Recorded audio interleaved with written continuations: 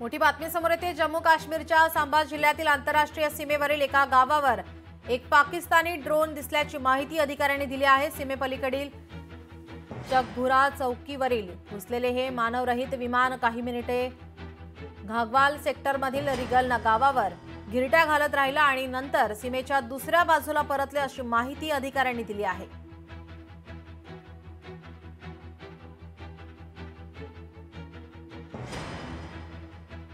जम्मू काश्मीरमध्ये हा पाकिस्तानी ड्रोन दिसल्याने आता खळबळ माजली आहे।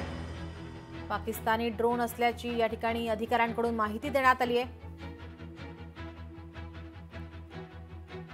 काही मिनिटे घागवाल सेक्टरमधील रिगल गावावर गिरट्या घालत राहिला आणि नंतर सीमेच्या दुसऱ्या बाजूला परतल्याची माहिती अधिकाऱ्यांनी दिली आहे।